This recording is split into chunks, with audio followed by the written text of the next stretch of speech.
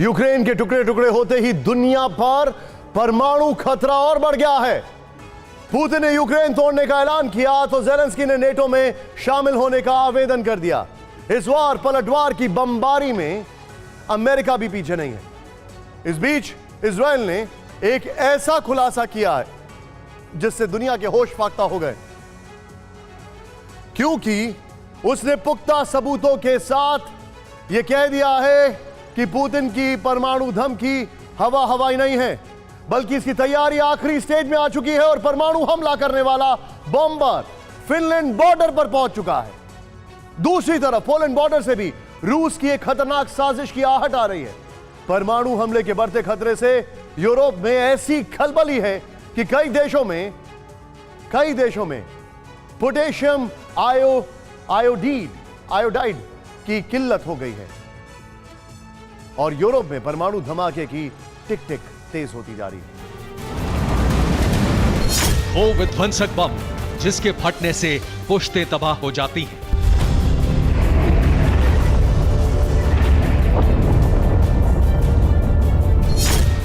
वो धरती फाड़ बम जिसके विस्फोट से जर्रा जर्रा थर्रा जाता है।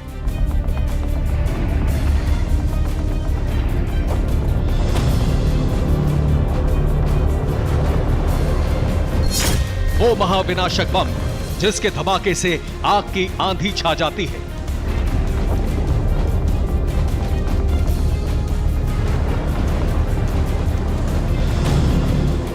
तापमान बेहिसाब बढ़ जाता है, इंसानी जिस्म पिघल जाता है, ईंट और कंक्रीट के अलावा आसपास सब कुछ गायब सा हो जाता है। बारूदी त्रासदी लाने वाले उसी परमाणु बम के प्रचंड प्रहार का डर पसर चुका है। रूस के तमाम दुश्मन एटमी दहशत में हैं। बारूदी आशंकाओं के बीच सवाल उठ रहे हैं कि यूक्रेन के टूटने के बाद भी ऐसी आशंका क्यों बनी हुई है? क्यों लग रहा है कि पुतिन परमाणु ब्लास्ट कर ही देंगे? क्या रूस के शुरुआत करते ही एटमी त्रासदी आ जाएगी? ये सवाल यूं ही नहीं उठ रहे हैं, यूं ही नहीं बेहिसाब खौफ है, घनघोर आशंका है, डराने वाली भविष्यवाणी है। यूं ही नहीं 77 बरस बाद फिर से न्यूक्लियर बम फटने का डर है। इसका आधार है प्रेसिडेंट पुतिन की जिद, उनकी नई धमकी। तल्ख तेवर, आक्रामक अंदाज, शब्द शब्द में प्रतिबद्धता। विश्व मानचित्र पर यूक्रेन का भूगोल बदलने के बाद आत्मविश्वास से लबालब भरे प्रेसिडेंट पुतिन अपने जानी दुश्मनों को उसी तरह चेता रहे थे जिसके लिए वो विख्यात हैं। अखंड रूस की प्रचंड प्रतिज्ञा की आंशिक पूर्णता के बाद पुतिन ने मॉस्को में खड़े होकर सख्त शब्दों में वार्निंग दी और फिर इजराइल की खुफिया फर्म इमेजसैट इंटरनेशनल ने जो तस्वीर जारी की उससे वॉशिंगटन डीसी में खलबली मच गई। रूस का पुरातन दुश्मन एटमी दहशत में आ गया। इजराइल के खुफिया फर्म ने रूस के ओलन्या एयरबेस की एक तस्वीर जारी की है। ये वही ओलन्या एयरबेस है जहां पर रूस के टैक्टिकल और स्ट्रेटेजिक परमाणु हथियार रखे गए हैं जो नाटो देशों के बेहद करीब है। यही 3 तस्वीर जारी की है इजराइल ने, जिसने नेटो देशों को बेचैन कर दिया है। इन्हीं 3 तस्वीरों में पुतिन की धमकी का विस्तार है। 21वीं सदी की पहली एटमी त्रासदी के खौफ का सारांश है। सबसे पहले पहली तस्वीर देखिए जो 12 अगस्त की है। इसमें ओलेनिया एयरबेस पूरी तरह से खाली है, कहीं कुछ भी नहीं है। लेकिन ठीक 9 दिन बाद स्थिति बदल गई। ये 21 अगस्त की तस्वीर देखिए। ओलेनिया एयरबेस का नजारा बिल्कुल ही बदला बदला सा है। यहां पर कतारों में रूसी मार्का बॉम्बर खड़े दिख रहे हैं। 1-2 नहीं, पूरे 4 की तादाद में। ये चारों रूस का Tu-160 बॉम्बर है जो अंबर से परमाणु त्रासदी लाने में सक्षम है। कितना खतरनाक है ये बॉम्बर, ये बताएंगे। मगर उससे पहले इसी ओलेनिया एयरबेस की सबसे नई तस्वीर देखिए जो 25 सितंबर की है। ओलेनिया एयरबेस पर बॉम्बर की ये बढ़ोतरी पूर्वी यूक्रेन में आकार बदलने के फैसले के बाद और रूस के विस्तार से ठीक पहले की है। 4 के बदले अब यहाँ 2 हिस्सों में 6 बॉम्बर दिख रहे हैं। इसमें 3 Tu-160 बॉम्बर हैं, जबकि 3 की तादाद में Tu-95 विध्वंसक विमान है जो आसमान से एटमी कोहराम मचाने के लिए जाने जाते हैं। रूस का विध्वंसक Tu-160 बम वर्षक, जिसे व्हाइट स्वान भी कहा जाता है, अमेरिका समेत नाटो के तमाम जो मुल्क हैं वो इससे खौफ खाते हैं। और जिस तरह से इसका प्रहार है, इसके प्रहार को देते हुए नाटो की तरफ से इसे ब्लैक जैक भी कहा जाता है। कैसे इस व्हाइट स्वान को देख दुश्मन सिहर जाता है? क्यों ब्लैक जैक का एक अटैक नेटो देशों का नक्शा बिगाड़ सकता है? उसे जरा समझिए। Tu-160 एक हाइपरसोनिक स्ट्रैटेजिक बॉम्बर है। इसकी मारक क्षमता करीब 3000 किलोमीटर तक है। इसकी रफ्तार करीब 2220 किलोमीटर प्रति घंटे की है। यह बॉम्बर 200 किलोटन न्यूक्लियर वॉरहेड ले जा सकता है। इस बॉम्बर से क्रूज मिसाइलों को भी दागा जा सकता है। Tu-160 लगातार 15 घंटे तक उड़ान भर सकता है। इस बॉम्बर का कुल वजन करीब 1,10,000 किलो तक होता है।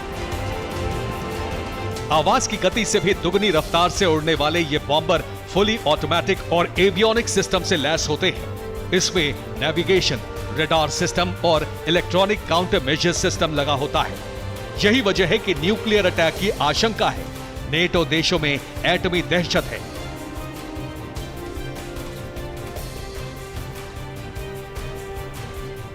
आपको बता दें कि ओलान्या एयरबेस बरबस के पास कोला प्रायद्वीप पर मौजूद है।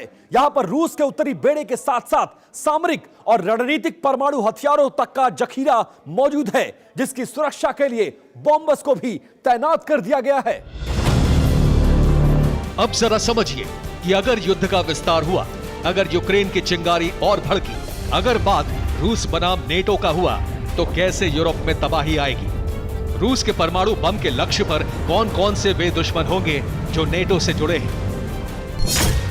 जिस ओलेनिया एयरबेस पर परमाणु बमों का जखीरा तैनात किया है रूस ने, वो मरमंस्क से 92 किलोमीटर दक्षिण में कोला प्रायद्वीप पर स्थित है, जो फिनलैंड के बॉर्डर पर है। लिहाजा फिनलैंड पर सबसे ज्यादा खतरा है। फिनलैंड के अलावा स्वीडन पर भी बड़ा खतरा है। हालांकि ये दोनों अभी नेटो में शामिल होने की प्रक्रिया में हैं। इसके अलावा Norway, Estonia, Latvia, Lithuania, Poland, Netherland, Germany, Denmark और स्लोवाकिया में रूसी बॉम्बर एटमी तबाही मचा सकते हैं। यही वजह है कि न्यूक्लियर अटैक की आशंका है। नेटो देशों में एटमी दहशत है। अब सवाल उठ रहा है कि पुतिन ने अगर परमाणु प्रहार का फैसला किया, उन्होंने अगर अपनी ताकत दिखाने के लिए पहली बार एटम बम का इस्तेमाल कर दिया, तो उसका स्वरूप क्या होगा? ये एटमी हमला सिर्फ दिखावे का होगा या फिर हिरोशिमा सी तबाही आएगी?